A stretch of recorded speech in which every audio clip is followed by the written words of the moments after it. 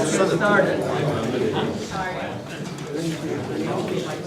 I welcome you to the WPCC information session, and I thank you all for coming. It seems to not many people turn out for these things unless you begin to talk dollars. But thank you all for coming and listening to us. We've got here tonight members of our commission as well as professional folks we work with to help solve our water problems. Most of you know we're under citation from the Department of Energy and Environmental Protection to correct existing and potential problems with polluted groundwater, rivers, and Long Island Sound. People helping us tonight, we've got Jim Monopoli, who is Director of the Connecticut River Area Health District, our consulting engineer from CDM Smith, Kristie Wagner, who, by the way, is on maternity leave, but she did the presentation anyway, which I think is great. We've got Mary Jane Engel, the past director of CRAHD for many years. And we've got Wade Thomas, who is a geologist, who has done quite a bit of work for us. Dennis Kristie from Pete was to be here, but we got an email from him, and what he said was, I was just reminded by my sister that my father's 86th birthday is today. So I've got to tell you what I want to say, because I can't make it. What Dennis said is, we're pleased that the long process of screening properties is drawing to a close. The extensive efforts by both the WPCC and their consultants to identify potential locations for community systems is nearly complete. The next task is to determine what the best alternative or combination of alternatives is to address the long-term wastewater needs of the town. Tonight's presentation will provide the basis for making those final recommendations. We look forward to working with the town and their consultants as they develop the draft report this fall and winter.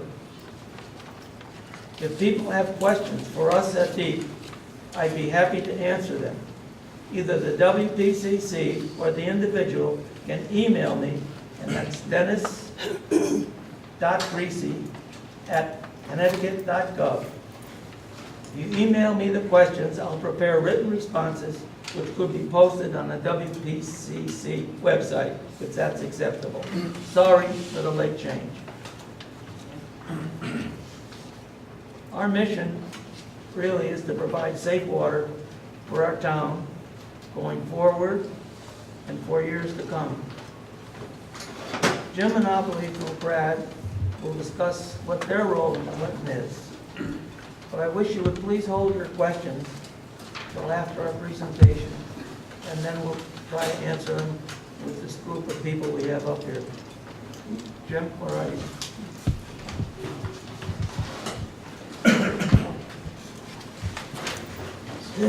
Thanks, Hal. As Hal mentioned, I'm Health Director of Connecticut River Area Health District. Excuse me. And I'm happy to be here tonight. I don't get a lot of opportunity to tell people what we do, so I'm going to take a couple minutes to let people know what your health department does. We're the health department for the towns of Clinton, Deep River, and Old Saybrook. And we're a small department, but we're extremely busy. And some of the things we do are we track reportable diseases, so we are able to see trends in diseases throughout the community, and then we follow up on those diseases to make sure they don't get out of hand in the community. We do health promotion. We support policies that will help with healthier lives for the community. We do health education in the areas of, this year we're doing cancer prevention education. We do some environmental health education. We just had a seminar with local realtors talking about environmental concerns with real estate sales, and we had a full house. We had standing room only, actually. It was a great turnout. Our sanitarians are out in the field on a daily basis. We're inspecting restaurants, inspecting your daycare centers, your public pools. We monitor your public beaches. We're just doing a variety of things. We just passed an ordinance regulating overnight stay facilities, such as hotels and inns and so forth. And we also passed another ordinance which will regulate salons. So we're very busy. We do a lot of work in the community behind the scenes. In addition to what I mentioned, we regulate on-site sewage disposal. So any on-site septic system that has the capacity of 2,000 gallons or less is directly regulated through our office. And that includes just about every residential property, smaller than large multifamily complexes. So with sewage disposal regulation, we do it from soup to nuts. We do the site evaluations, which means that we actually look at the soils to see what the soil characteristics are, how the soil percolates and so forth. We look at soil profiles, and then based on that information, either an installer or a professional engineer will design a plan for either construction or repair of that system, depending on the situation. We do a plan review of that plan to make sure it meets the public health code. We issue permits to install that system subsequent to the plan review. We perform field inspections to make sure the installation is in accordance with the code. And then once the system is completely installed, we issue a permit to discharge to the homeowner. Some of our activities with on-site sewage disposal, we regulate repairs and system malfunctions. And we also regulate something called B100. We refer to it as a B100. But if any homeowner chooses to add on to their property, say they want to put an addition on, a garage, deck, pool, we have to do a review to make sure they're not utilizing potential septic area. So there's a demonstration of code compliance with the lot as far as septic goes. And we've done about 119 of those this past year here in Clinton alone. We provide education and training. I just mentioned the education session for the realtors.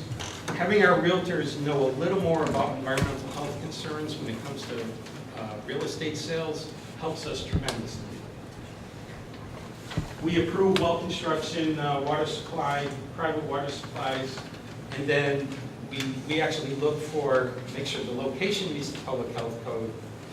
And then once the well is drilled, we look at the well test to make sure it meets the public health code as far as water quality. And then in fiscal year 2013, here in Clinton, we did 72 septic system repairs. And this last year, we did 67 repairs. So we're quite active in the community as far as septic work. As far as our relationship with the WPCC, we're helping to facilitate the plan. We're kind of on the fringes of the planning, but we consult back and forth on an as-needed basis. And like I said, we regulate on-site sewage disposal. So if part of the plan includes on-site sewage disposal repairs or upgrades, our department will be heavily involved. Just as an aside, we help facilitate a regional pump-out boat. Clinton now has a pump-out boat that operates out of Cedar Island Marina. Does everyone know what a pump-out boat is? No? Okay. Well, a pump-out boat is doing just that. It's a boat that will pump out the waste heads of recreational boats. So they're not discharging into the waters, into Long Island Sound in particular, and along the harbor. So if they call the pump-out boat comes to them, and they'll pump out the head free of charge. So it's a great service, and we hope it's going to grow significantly as time goes on. This is the first summer it's been put into operation.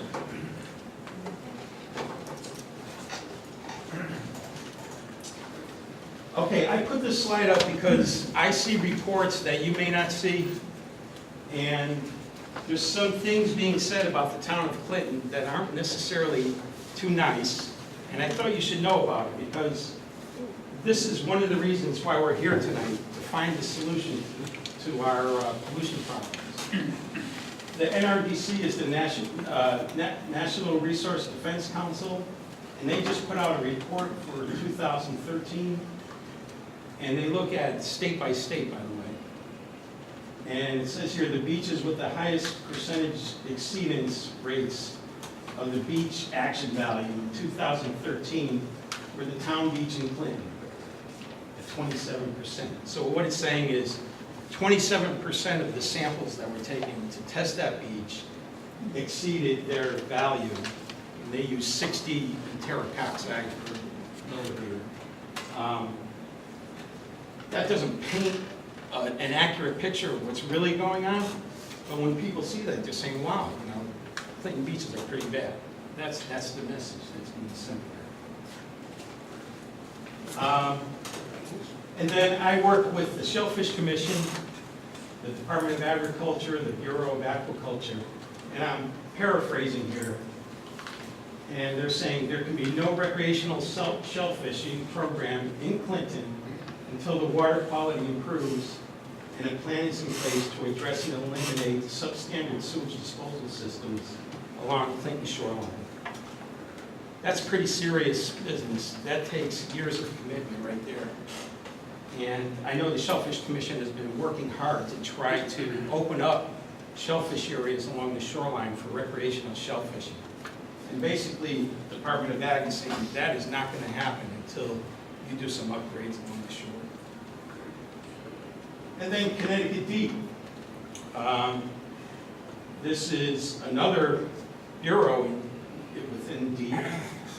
They're saying the Clinton estuary, which is basically the entire shoreline, includes one segment impaired for commercial shellfish harvesting and 4 segments impaired for direct shellfish harvesting due to elevated bacteria levels. So you have 2 state agencies, 1 national agency looking at Clinton in not a very good light.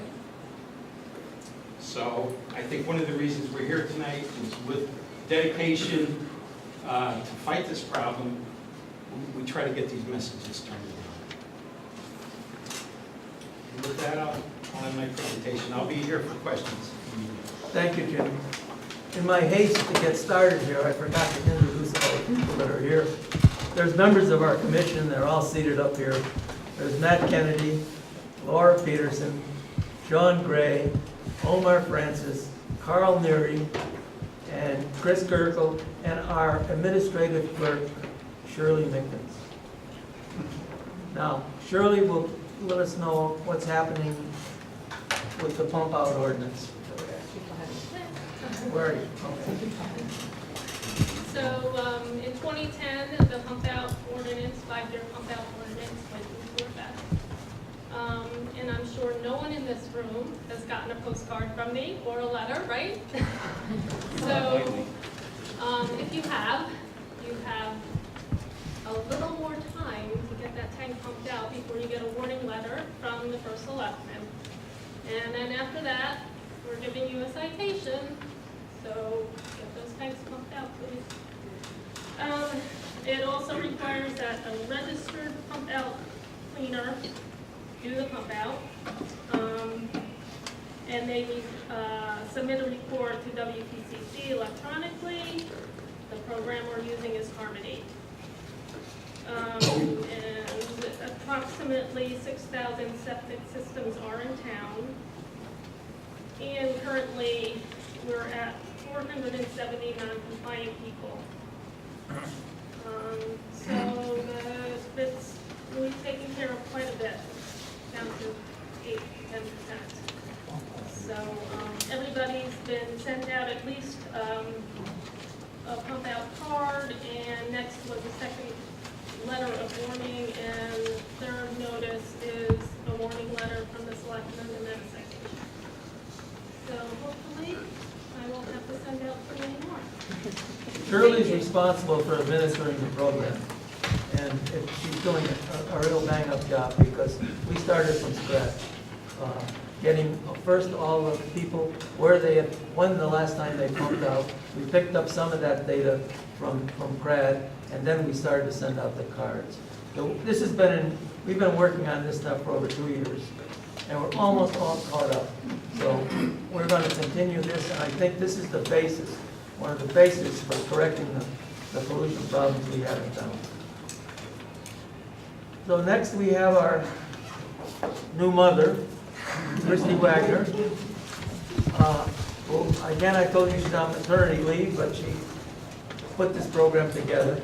So I'll turn the good share of the program over to her to bring you updates on where we are. Thank you. For anyone who was here at this session that we had around this time last year, some of this is a little bit of a repeat. It's meant to just give a little bit of background on the history of the wastewater facilities planning process in Clinton, how it started, how it's evolved, and where we are right now. Essentially, this issue came up first back in the 1970s in the wake of the Clean Water Act. There were numerous studies put together by various engineering firms at that time for Clinton and other surrounding towns. In essence, at the time, the answer was, or the recommendation was to sewer all over the place. Multi-town systems, regional systems. There are several reports that kind of identified the areas in town that seemed to have potential problems and that should be looked at or that should be sewered. Basically, nothing came of those reports. They were never approved. Nothing was ever constructed. Different towns kind of ended up doing their own thing. Through the 80s, Clinton kind of didn't do very much on the topic, and in the late 90s, the DEP, issued a consent order, which Hal referenced before. Basically, I think it was 1997, the consent order said, okay, Clinton, you have all these areas that were identified 20 years ago as being potentially unable to handle, or to properly handle on-site septic systems. You need to do a study, you need to have a plan, you need to do something about it. So that was a good 15, 18 years ago at this point. And there have been a couple of iterations of thinking in that time as well. Where we're at now, I think we're all proud to say, is what we believe will actually be an implementable, publicly acceptable, and acceptable to DEP solution to take care of all of these areas that were previously identified. And what we're looking at now, rather than large-scale sewer systems, whole towns, multi-towns, is what makes sense for each individual neighborhood. What is the problem? How bad is the problem? Can it be solved on-site, or does it require an off-site, kind of conventional wastewater treatment system? So the current phase of study that we're nearing an end to has been going in various tasks since about 2009, so about 5 years. And all the work that we've been doing in that time has been covered with 55% grant money from DEP. So that's an important thing, I think, for taxpayers to know is, this good planning does save money in the long run, and on top of that, DEP is kicking in more than half the bill as grant. It's not a loan, it's grant money.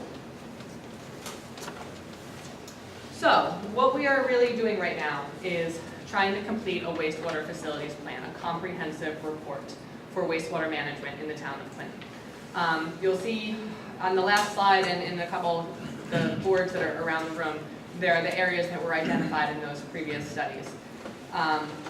One of the goals right now is to refine those areas, look at each of them, and they're not all created equal, see which ones are the worst and which ones might be justifiable to keep on site.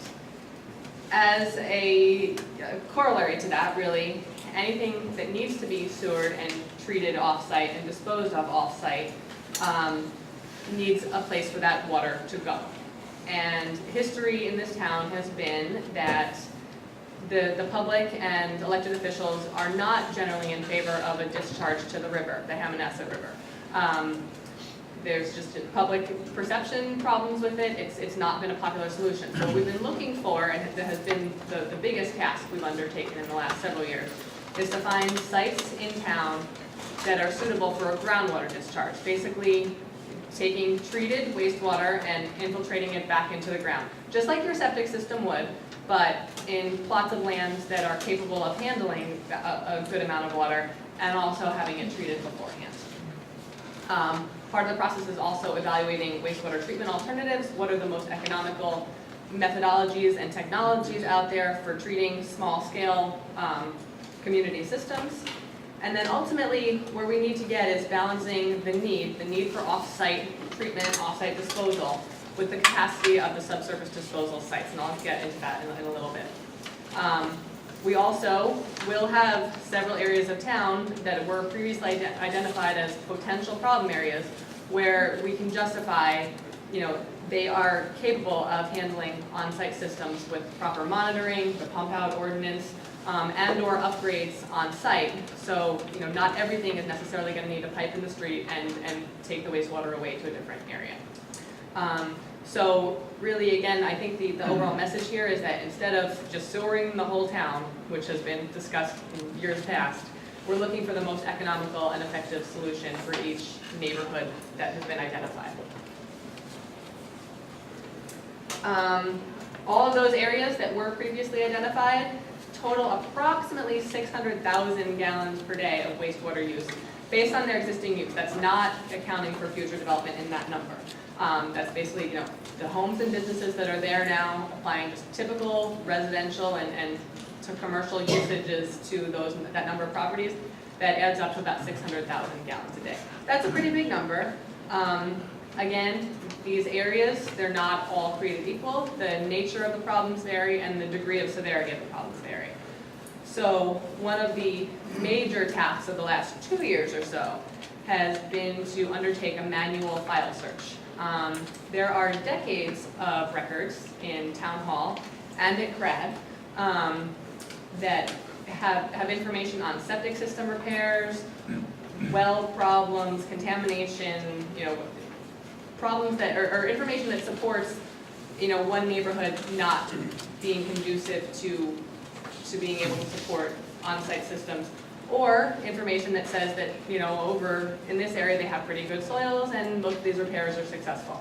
So it's been quite a challenge to get into that because again it's all on paper and we're talking about thousands really of properties.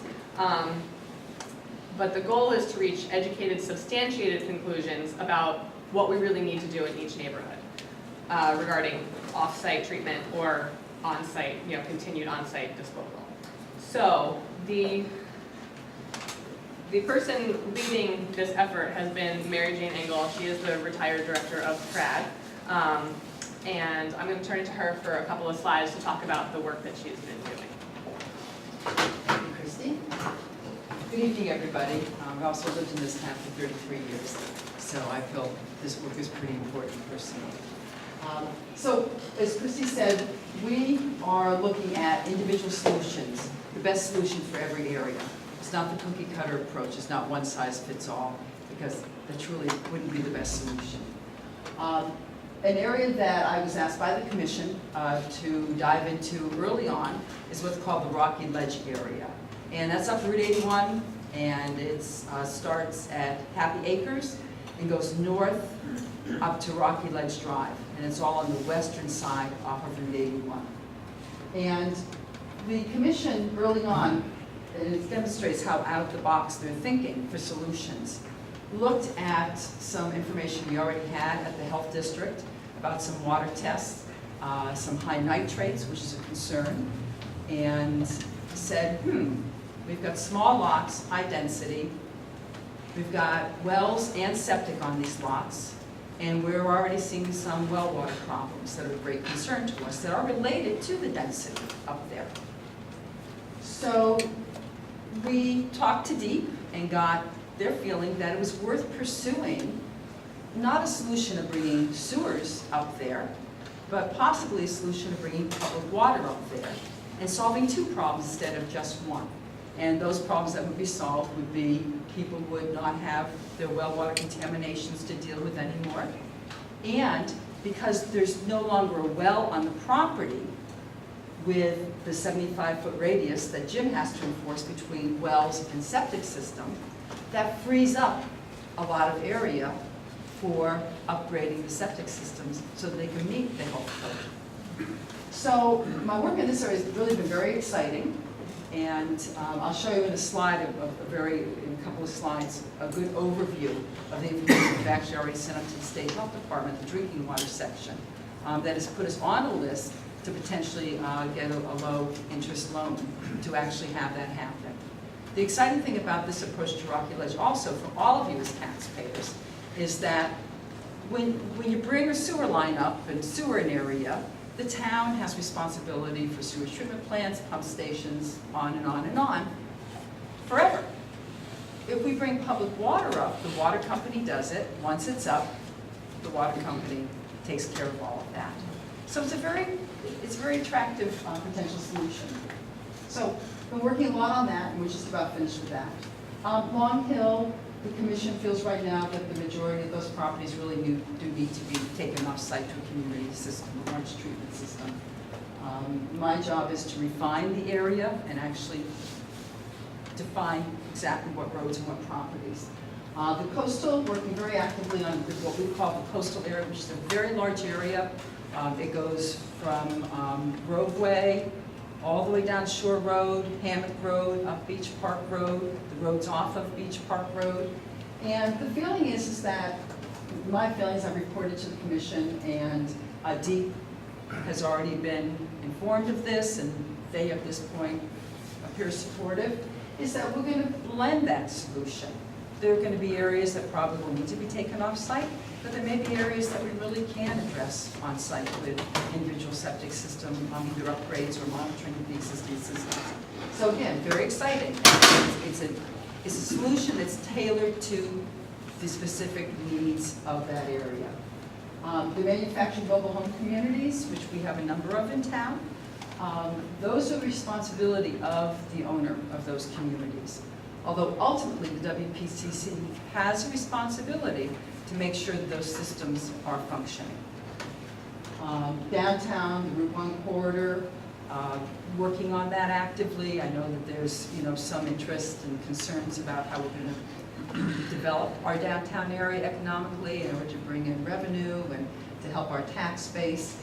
And so what I need to do is to look at, again, what can stay on site and what needs to be taken off site, and there's a possibility that area will have a mix of solutions also. Boulder Lake is one that I'm finalizing. It's a little bit of an area of concern because of the lake there. It's an environmentally sensitive area, but we're going to come up with a solution that's tailored to the needs of Boulder Lake. So, let's adjust it here.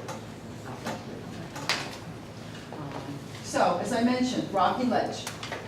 Historical concerns, small lots, presence of ledge and groundwater, making septic system functioning difficult, and the dependency of wells for drinking water.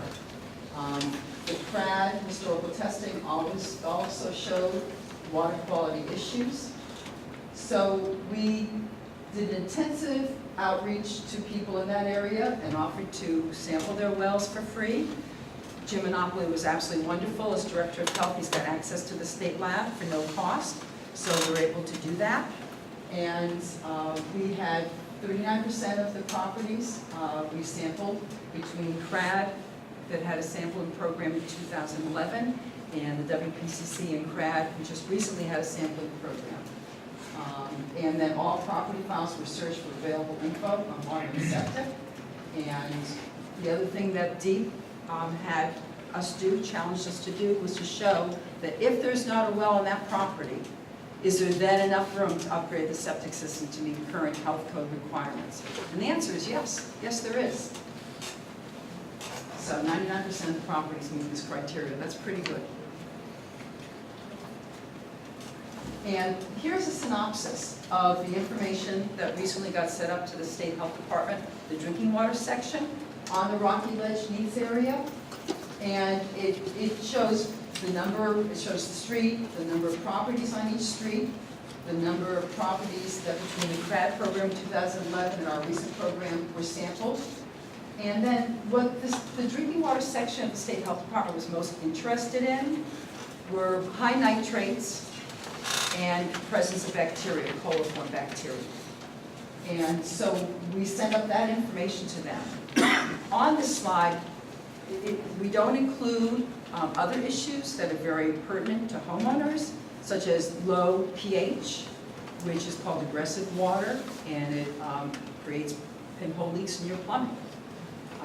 There are many properties up there that, in addition to having some high nitrates and maybe some coliform bacteria, also have a low pH. There are some properties that have sodium issues, and for many people on restricted salt diets, that can be an issue. So the numbers here are probably on the low side. They're also on the low side because we didn't sample everybody. So I think that these are conservative numbers, and the State Health Department agreed with that. We also were asked to look at, on all the parcels, how many properties have health code violations with their septic systems. What that means is their systems are undersized, the systems may not be spread out enough to address the hydraulic ability of the soil to absorb the gray water, the leaching. Some of them, actually a number of them, the septic systems are too close to the wells on that person's property or even on adjoining properties. They've had to get exceptions to that requirement from the State Health Department. So that's what the fourth column is showing. And then the last column shows the totals of people who have either contamination and or problems with the health code. So it's pretty significant, and we certainly convinced the State Health Department to put us on that list to get, to hopefully get a loan to help us get water up there, if that's what the commission decides is the final outcome, and what the townspeople decide is the final outcome. Thank you. Thank you. So, what Mary Jane just went through was one example of one neighborhood with a unique solution. The next few slides, I'm going to talk about the other areas that we've been looking at. In general terms, we don't have the final answer for all of them at this point, but this is kind of just a summary of what we've been doing and the direction that we're heading. One of the things that we're looking at is for the areas that do need to go off-site, what kind of treatment systems are appropriate. And it depends on the ultimate discharge criteria, which is going to be pretty clean. We need full secondary treatment with disinfection and nutrient removal, so that what ultimately is discharged anywhere is quite clean. It's not raw sewage by any stretch of the imagination. What these pictures are really just meant to show you is basically just what a small community's treatment system can look like. This does not have to be a factory-looking building with a 100-foot tall smokestack right in your backyard. These are examples of other systems in communities or at campgrounds and things, places that have, flows in the 5,000 gallons per day to 50,000 gallons per day range, which some of these neighborhoods would be in. What they can actually be made to look like. So the intent of this slide is not to say that yours will look exactly like any of these things, but it's just to say that it doesn't have to look like a very unattractive industrial warehouse type site. The picture on the left, top, that's the Westbrook YMCA leaching field, where there's a community garden on top of the leaching field, and they're giving the proceeds of that garden to the various centers around town. So this is a continuation of the thinking outside the box process that we're trying to do. There's certainly potential for co-use of some of this land. These are not going to be sites that just get completely taken over and become barren wastelands. So stepping back and what again I said has been the bulk of our effort in the last several years, and mostly led by Wade Thomas here, who is the resident geologist. He works for Nathan Jacobson Associates. We've been looking for basically favorable geology in this rocky town. You've got an area down along the shoreline where you have high groundwater, and then quickly you transition to neighborhoods that are really pretty rocky, like Rocky Ledge.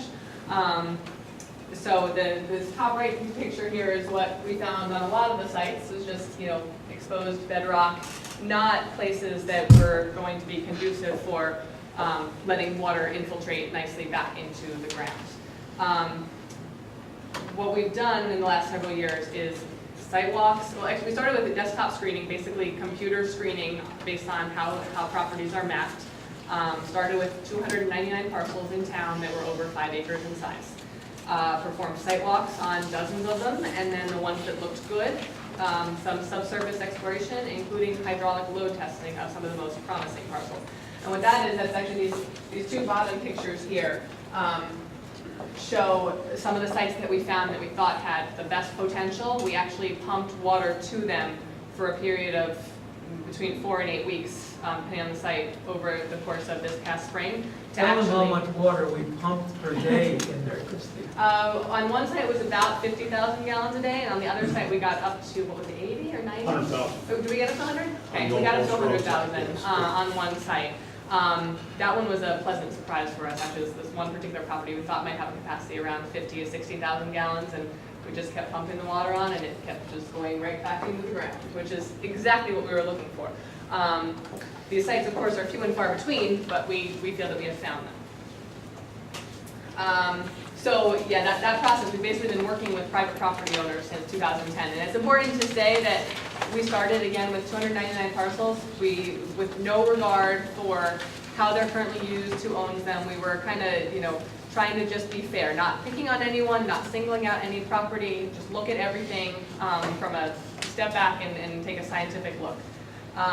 So we did. We walked and tested dozens of parcels, and I'm pleased to say that as of this spring, we're done with the testing that we need to do on these parcels. The top 4, the ones that really have panned out to seem like they'll give us some capacity, are these 4 that are circled in blue here.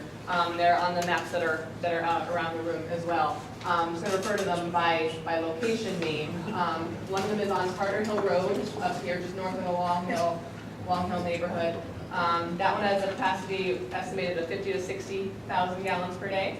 90 Rod Road over here has 75 to 90,000 gallons per day.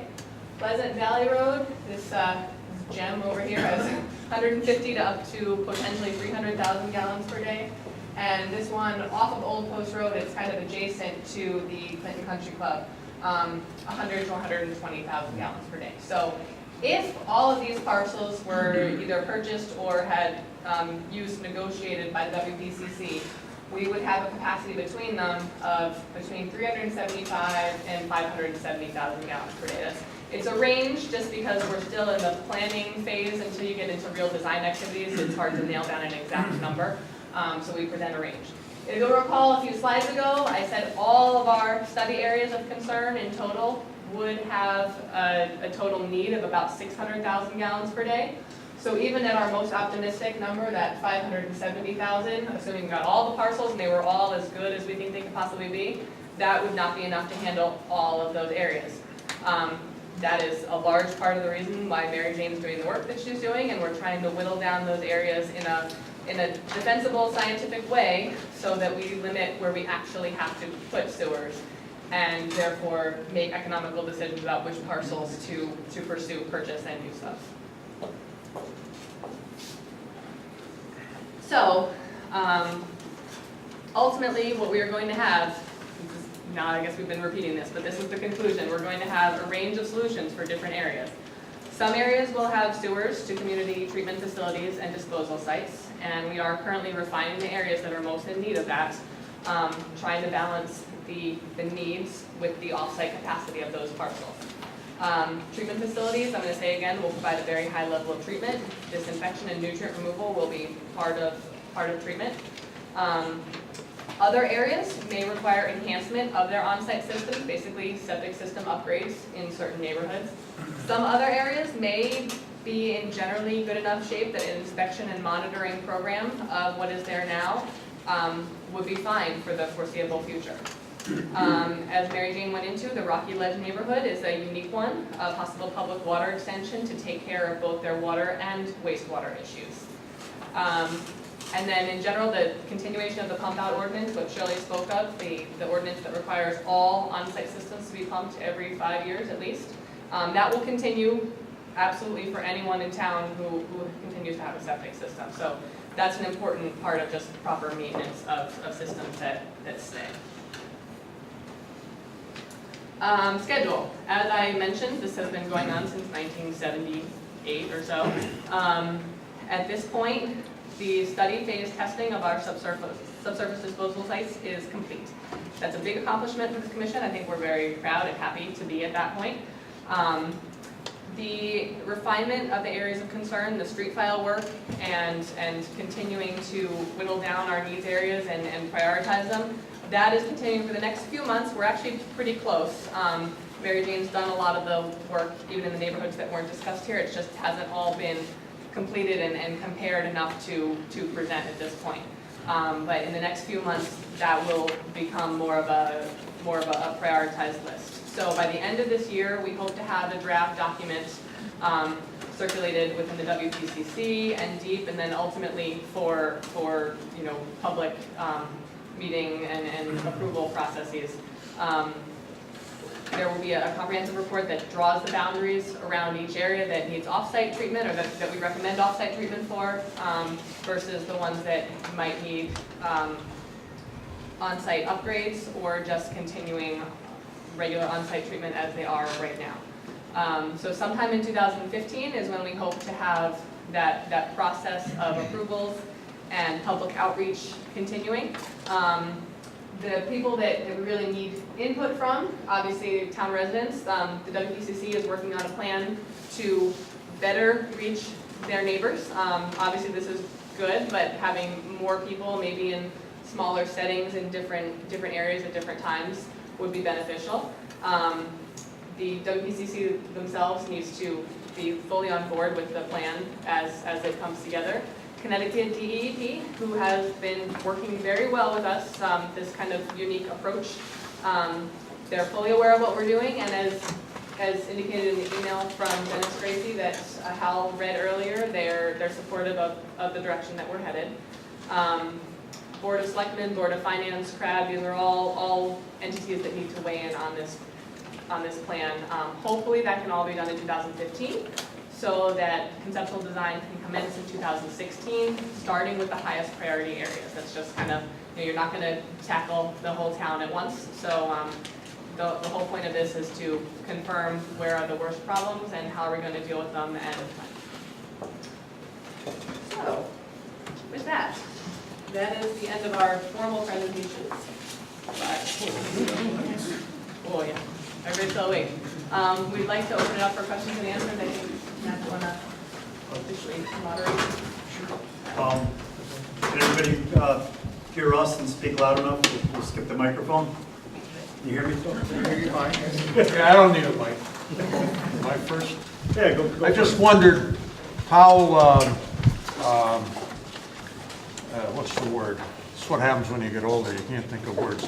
How willing is Connecticut Water Company and/or the residents, if you know, this idea of hooking up the public water, which I think is a terrific idea, but that's going to cost somebody some money, and I'm wondering what the buy-in is to that, if you know. I think the two of us can kind of work off of one another.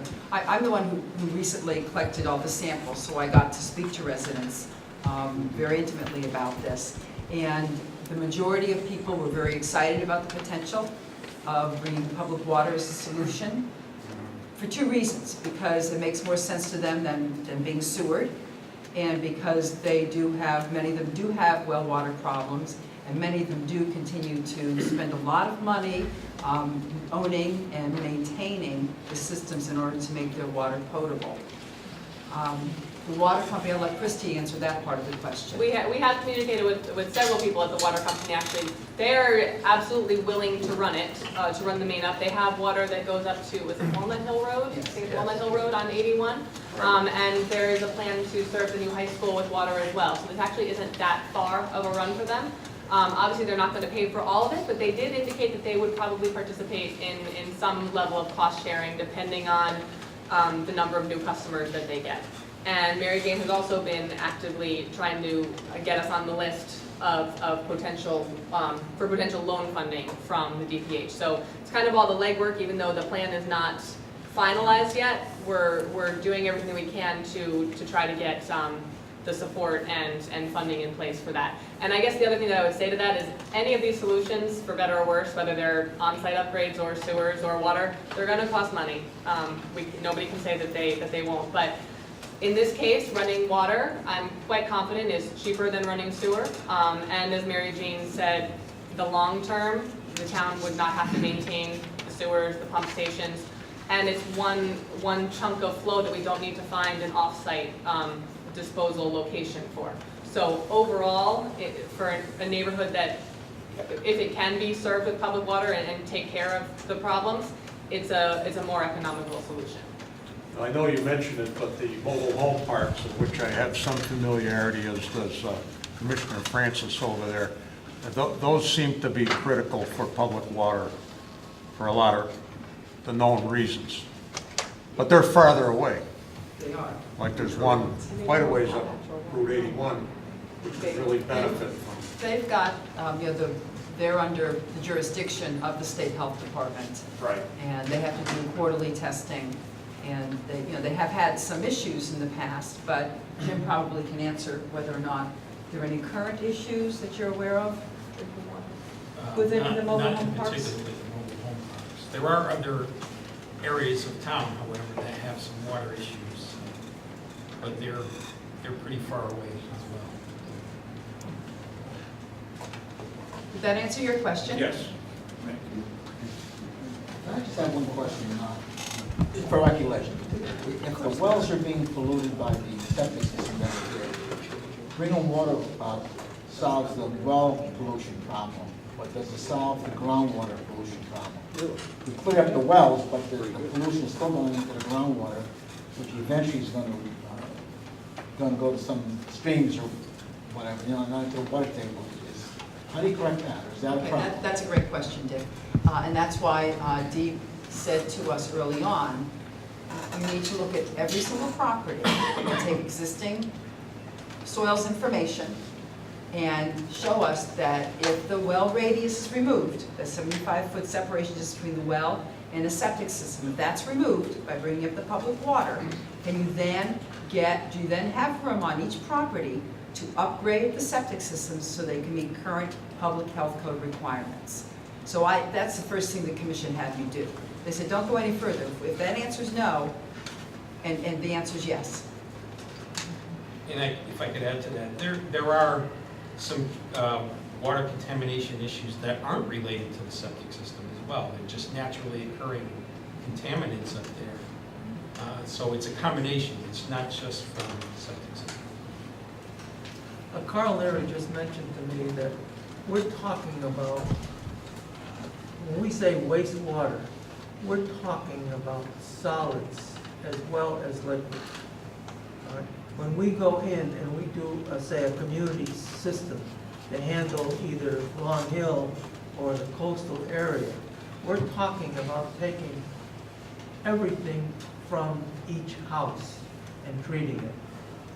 All right? In other words, not leaving you with a tank to pump out and just taking the water away. Which is something that I think has been thrown out as an idea and is employed in certain areas, but that's not what we're likely looking at here. Back in 2006 or 7, one of the other boards, one of the other previous board, was looking at a step system which would enable each homeowner to keep their septic tank, and we would only take the water away and treat that. That was called a step system, but DEP frowned on that, and we're not leaning in that way. One of the reasons, I'll just add to that quickly, one of the reasons is because that a solution like that often requires the homeowner to replace their septic tank anyway, because the tanks are usually old and leaking.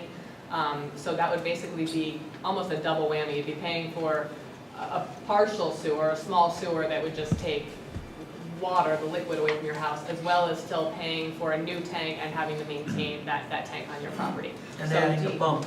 And having the pump, yep. So it's not typically an overly economical solution for existing neighborhoods and existing tanks. The agenda that I got with my email had my favorite word on it. It said lagoons. I haven't heard lagoons mentioned, and I've raised it at every one of these meetings. We pay a premium when we pump out because we have no lagoon to dump into in Clinton. I understand it now goes as far as Middletown when we have a pump out. Is there going to be any sort of relief in the near term for that expense to each homeowner? We have petitioning the state to close those lagoons. They haven't been used in 12 years. Yes, I understand All that, right. yes. And what we're trying to do is officially close them, actually. Yeah. That you know where they are, they're up on the Bostitch property. And we're waiting, we've submitted a plan to close them to the state. We're waiting for their reply, and then we intend to close them. So we will still have to have our waste trucked somewhere else for... Wastewater right now is taken from your pumper, Yep, and he takes it to Deep River. deeper. Deep River condenses it, cleans it, separates the solids, and then trucks the solids to Cromwell where they're burned. Yes, That's the current system. yes, That's what's but we happening pay right a now. premium because we have to have it trucked Yes, out of you Clinton. are paying the premium because Yes. you've got a truck, you're paying the pumper to truck this Yes, up to Deep River.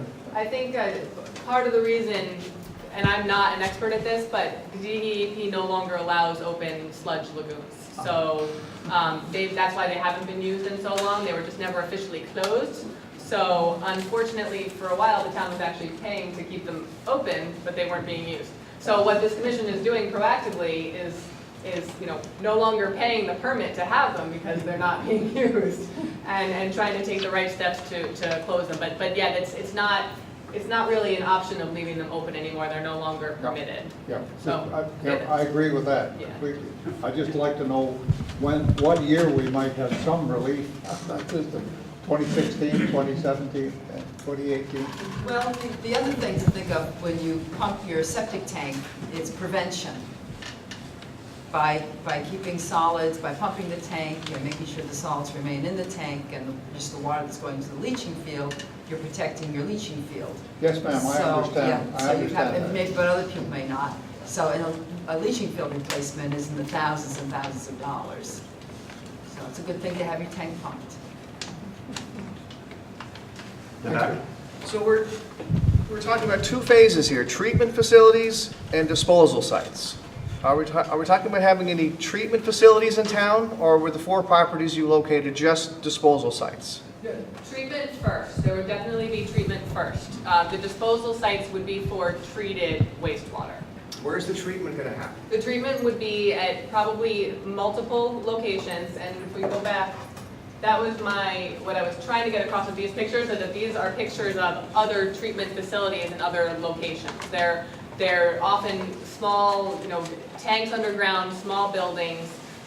They perform the same biological process as a multi-million gallon per day facility, but since they're smaller, they can be basically enclosed and designed aesthetically so that they would really blend into the community. We have not identified actual sites for any of them yet because it really depends on where our ultimate neighborhoods are that definitely get off-site treatment.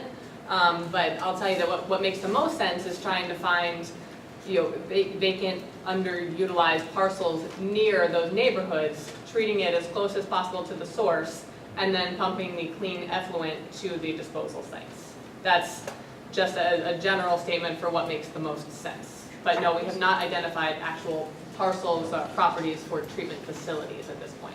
So I live on Carter Hill Road, so is it possible that that whole acreage could be a treatment and disposal site? It's possible, but I don't know that it's necessarily likely. I guess I hesitate to say that anything is off the table because we are still writing the plan and trying to make those decisions. But pumping raw wastewater from the Long Hill neighborhood, for example, up to that site probably makes less sense than trying to find a location that's closer to the neighborhood, treating it there, and then pumping the clean effluent to that site. Thank you.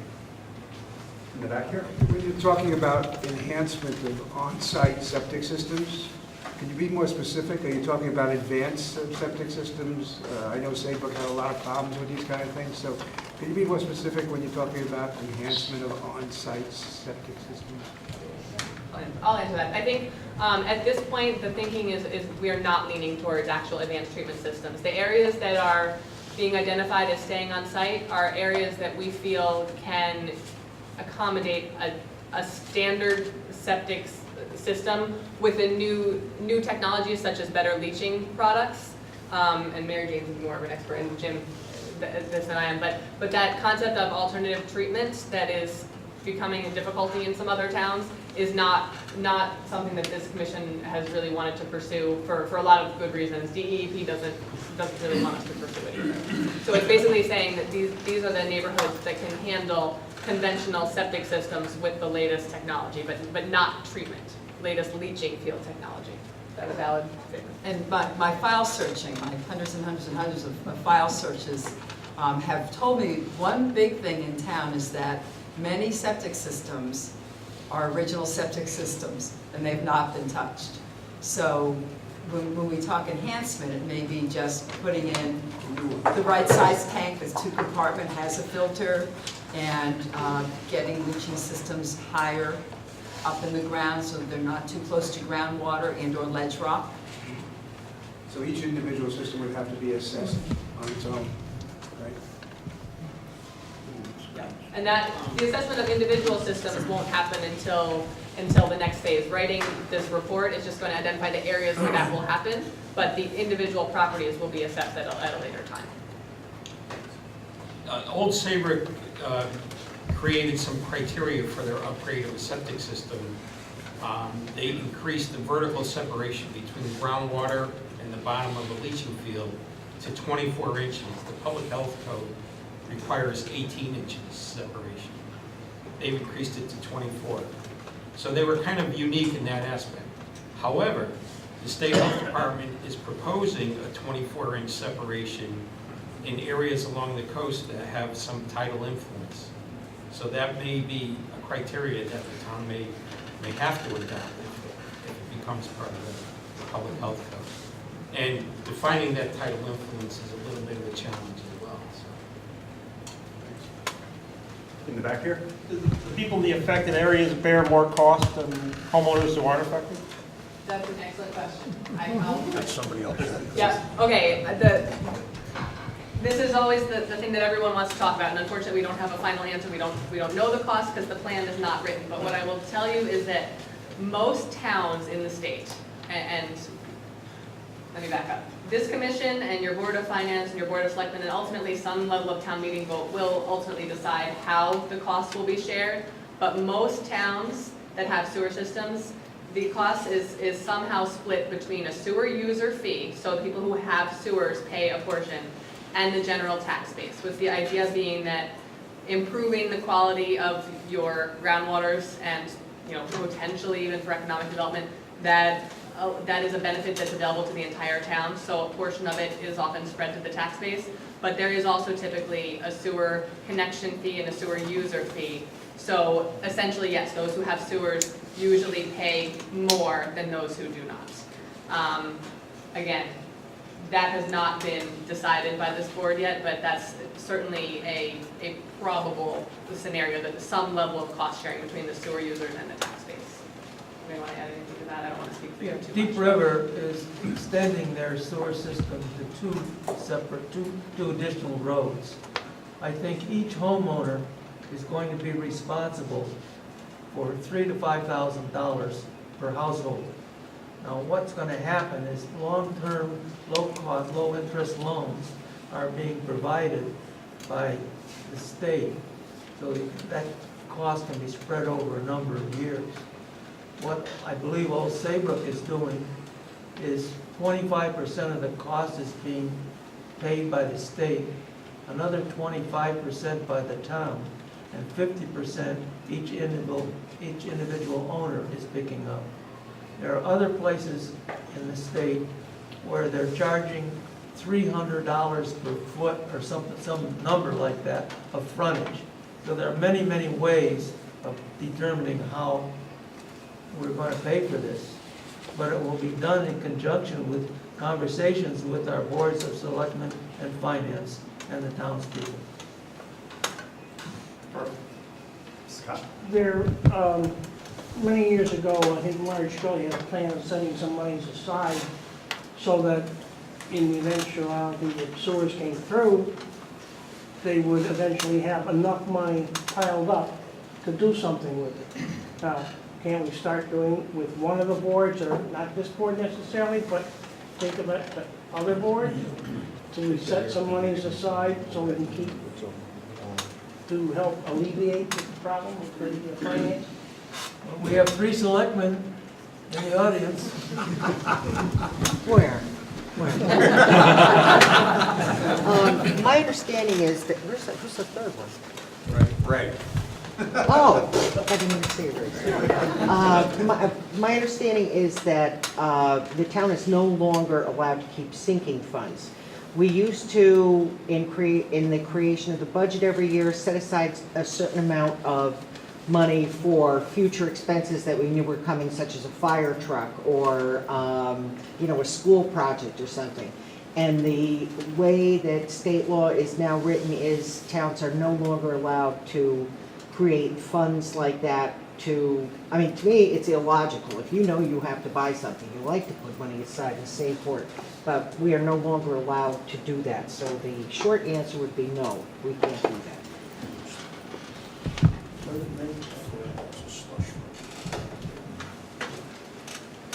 In the back here, sir? Yes, how much is it gonna cost? How many people are you gonna hire? Don't know.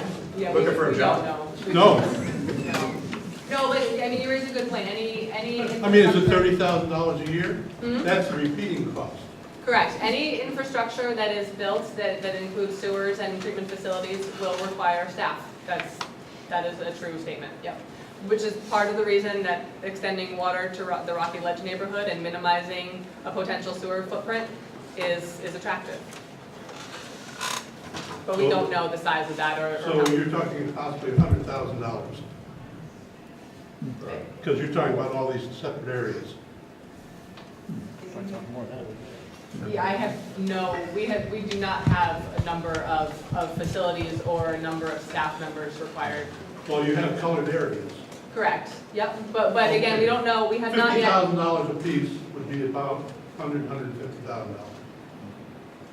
Yeah, we don't know which ones. I mean, it's possible that some of the areas could share a treatment facility, and you don't necessarily need one operator per facility either. You can, That's what I'm asking. but you will need staff. It really depends on the level of maintenance and monitoring required at each facility. But no, you don't necessarily need one per facility.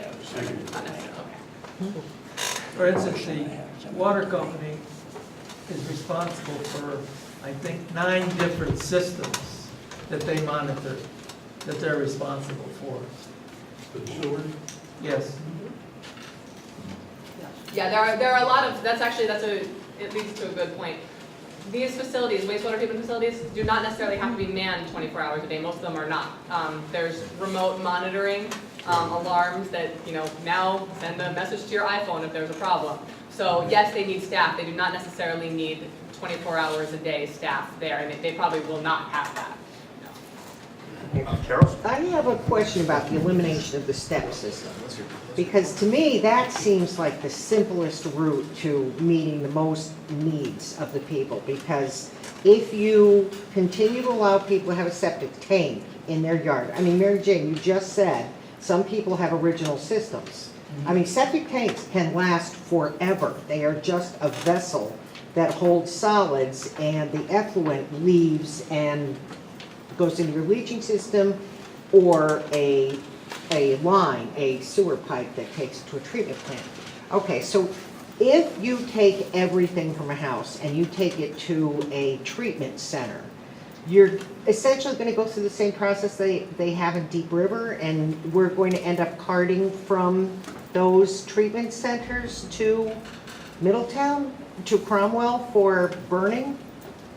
Is that the Yeah, that's a likely implication? scenario. I think there's 2 pieces to that. Well, if you took that, if you did maintain septic tanks, then it would be the individual responsibility at a cost of less than $300 every 5 years to get that tank pumped. And I can't see that it wouldn't have to lower the overall cost of this project. If you just left that minor portion of the work involved in the hands of the homeowner. If you left them with their septic tank and left them with a pump out that averages $1 a week over the course of a 5-year pump out plan, why not just, to me it just seems so much simpler than creating multiple water treatment areas and subsurface systems. Why not? Yeah. Dennis Gracie last year had a really good answer to that question, and I guess it's been brought up a couple times, so I'll say that we will look at it again when we're writing the plan. I don't want to write anything off the table that doesn't have support. But one of the big concerns is the integrity of those existing tanks. But like Mary Jane just said, there are still original tanks. That's not necessarily a good thing. That's not good. Well, but you know what? That's not good. I have a lot of experience with this. And That's not good. the average septic tank doesn't suffer a lot of damage in the course of 10, 20 years.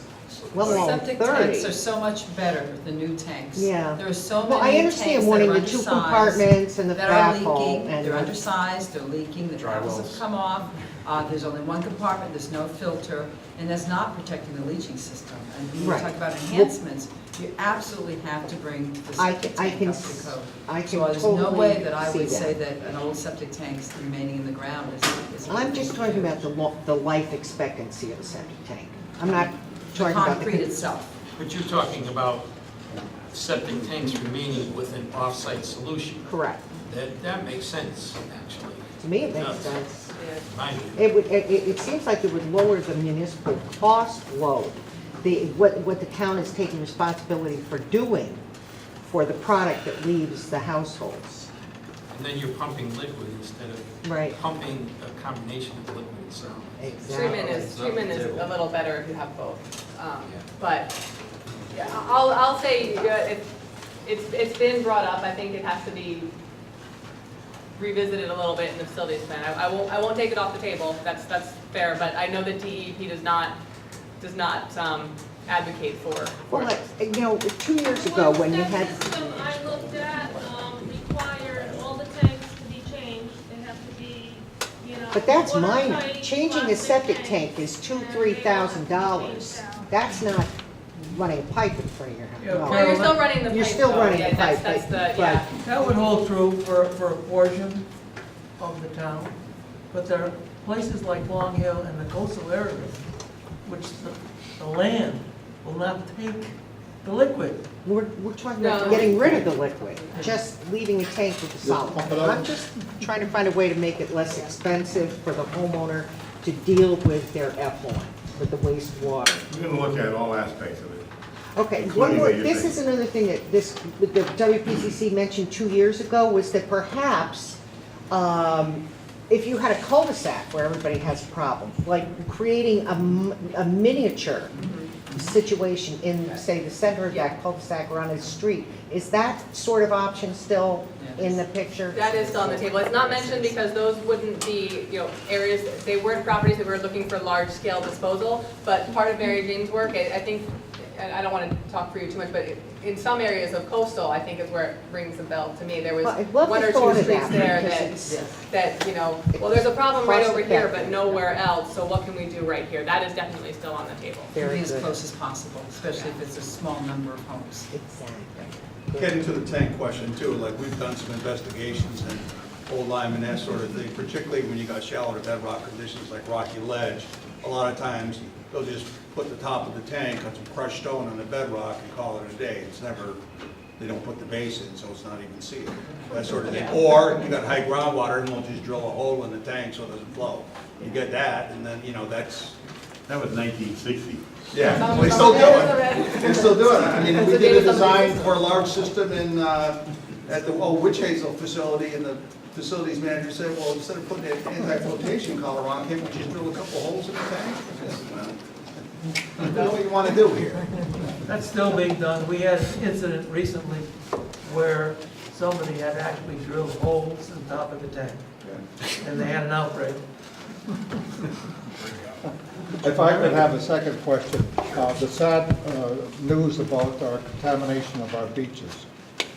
That's going to keep on for quite a number of years if nothing immediate changes. Do we have any idea of the sources of contamination on our beaches? I look at the map and I see a beach that's directly across of all the effluent from Cedar Isle Marina. Are our beaches being affected because of the shoreline problem? Or is the beaches, which, and there aren't very many of them, it's just a town beach. Now we have beaches in Harborview, and they're contaminated periodically also. Do we have any idea what the source of that contamination is in a more specific way? I can speak a little bit to that. I mean, it's very hard to pinpoint sources of pollution when you're looking at beaches, especially in a harbor area. Yeah.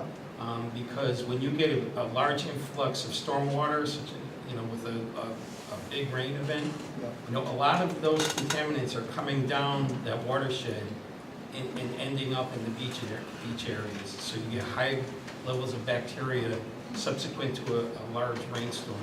And that's traditionally what happens with beach areas that are close to harbors, mouths of rivers and that sort of thing. Do we have specific information about our town beach? We do have some specific information that the WPCC has collected from areas around town where, we've checked water at monitoring wells and catch basins near some of these needs areas and found lots of pretty scary bacteria, and that all that storm water eventually makes its way to the rivers and into the wetlands, into the sound. And sometimes the contamination isn't really it can be from animals and not necessarily from humans. We monitor public beaches on a weekly basis, and I can tell you that in my short time here in Clinton, that you can get really large spikes in bacteria levels. But the good news is, for the most part, the beach stays open for the majority of the summer. So, it's not happening all the time, but I have seen some very high bacteria levels subsequent to rainstorms. I don't have a big history of that, but the information is starting to become a little more clear with me. Thank you. We have 18 to 20 sites throughout the town, either catch basins that are being monitored and wells that are being monitored quarterly. So we have a report with each one of those sites, what we find. And after a while, when you get looking at enough of these reports, you say, well, how come this site every time has coliform in it? How come? Now, Wade mentioned, it could be animal waste that could cause that. But not 5 years in a row. So it has to be coming somewhere from some community, some house, somewhere. Well, the Center for Watershed Protection, they found that, just a small number of dogs, if people don't clean up after their dogs, that it can pollute an entire watershed. And it's a, I forget the number exactly, but it's a very small number of dogs per square mile. Because people just leave it out, it rains, goes into your water course, and So a lot of public education has to go. and a lot of that, that's with the stormwater, with the phase 2 stormwater, that's a lot of what the components are going to be brought into that too. The other thing is, people have cut down on shooting wildlife, and we get the geese that come in and they load things up to the point where, and because we have hard surfaces in the past, a long time ago, that material would go into the ground, right? And we stopped before it got to the water. But now we got all these hard surfaces, right?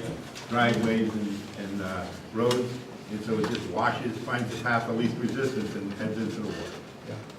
And it's a problem, and I don't know the answer for it. So we just want to give one last chance. Does anybody here have a question they've been wanting to get out? I know a lot of you probably have a lot going on, a lot to think about. Second question. Scott, you have a second question? But it's not necessarily related to the water. It's like to how do you pay for these different areas? Are you gonna take them by eminent domain? If you take it by eminent domain, I've always had the problem with an entity, a town, takes something by eminent domain for so much money, for the specific purpose of doing this and that, and it doesn't come to fruition. And so the town ends up keeping the land, like Loop Homes, like New London. The town takes the money, for so much money, they took the Loop Homes land, and they, or New London, and they didn't, when does the town, does it actually go to the town because they didn't use it for this purpose? Shouldn't they return it in 7 years or so? Our approach is, first of all, any property that we're considering, we're gonna actually go to the people that own it, right? And try to negotiate a sale. Right. Just as you would do if you were buying a house or whatever the case may be. Then, when we get to the point where the law tells us we have to meet certain criteria, and if that criteria is eminent domain, we have no other choice other than telling DEP, we don't care about what you're telling us. We're not gonna take land by eminent domain, and we're not gonna have a sewer system. And the problem is you can't do that. You gotta follow the law. I think we made a mistake. Thing is, What you're referring the to, property. what you're referring to, Scott, is the town took the Loop Home property by eminent domain. And they didn't. They paid $278,000 for that property. The intent was to put a treatment plant on that property and discharge the treated water into the Ammonasset River. The town bought the property and never followed through on using it as such. I think our intent is to have a plan approved by the community before we begin to acquire somehow by either buying up properties. But we'd like to have a plan that's accepted, so we're not buying something before we're actually have a solution in our hand and approved by the community. Yeah, that's why we've done all this testing to vet the properties, and but even as of yet, there have not been any actual discussions of purchasing any of these right now. It would be premature. I understand that, Yeah. but I just wanted to bring it out, because that has gnawed at me from time to time. Yeah, I think it's not at the people on this commission too. It comes up a lot, actually. That's part of why we took this methodical approach and why we haven't jumped in and said, we know we want that property, let's just buy it now. We haven't done that because the plan is not final yet. And yeah, I know it should go through several levels of town approval before we get to that point. John, you have a question? Did you guys consider land leasing instead of purchasing? Yes, that's definitely on the table for a couple of properties that are currently being used. In particular, one that's farmland. It's been anecdotally discussed with DEEP as a potential viable option. Co-use of the parcel. The town has to have long-term rights to it, but not necessarily title to the property. Which is new. It didn't used to be that way. Yeah. So DEEP has changed their tune on that a bit. So do you have a plan to keep people from buying the property out from under you and then saying you cannot discharge? And that's happened. Yes, we know very well. I know. All the properties that are currently on the table, the owners are working with us or aware of the intentions one way or another. But how do we prevent it from happening? Members of DEP didn't make it tonight, so we can't ask them directly. I don't know if we can. Okay, thank you. Of the four properties that we're looking at, there's one where the owner is very aware of our intentions, and then two that are owned by the same owner that's very cooperative. So that's all we can say, I think. Is it possible to put an option on it? And then say you cannot, I guess that's a question for the I mean, the board's got to answer that, I know, when the time comes. But you ought to keep it in mind that you prevent that. Yeah, we'd have to talk with our attorney about that one, that's a good one. Well, and there's ways to do it. That's a good point that Carl's making there. You spent 5 years looking at all the projects in town, you come up with 3 or 4, that are the only ones in town that you can use. I agree, I think that, you know, for a few $1,000s, you could probably put an option on each property and say, I want you to hold this property for a year, 2 years, whatever it happens to be, and maybe get first right of refusal. Otherwise, I mean, even though they were working with you cooperatively, if someone comes along and wants to put development in there, or put some commercial property or something in there, and it's an opportunity to make a pretty decent profit. They don't know what you know, so many plans have been rejected over the years, where they just move, you can't control what they do with the properties, put it that way. So I would think that you can't afford to lose any one of those 3 or 4 properties, right? Otherwise, the whole plan's down. So that seems to me to be a. But usually, before you can have an option, you have to have an agreement on a price. If someone else wanted, you can eminent domain them out there too. The problem with options are that, you know, the town has to approve it, and it's money lost if you don't go through. How much money would be lost? I don't know, I'm just saying, I'm- but we can look at all of those Yeah, no, the properties. point I'm making is how much money is lost if 1 or 2 of those properties are sold off from under you, and you wasted all this time and hundreds of thousands of dollars to identify these properties. You know, if you had to put up $100,000 to put options on these properties, it would be a good deal. You spent over $500,000 on the study. We're listening to all the comments, and we're gonna consider all of them. That's a good point. Thanks. Well, I think that's about it. We thank you all for coming tonight. Thank you.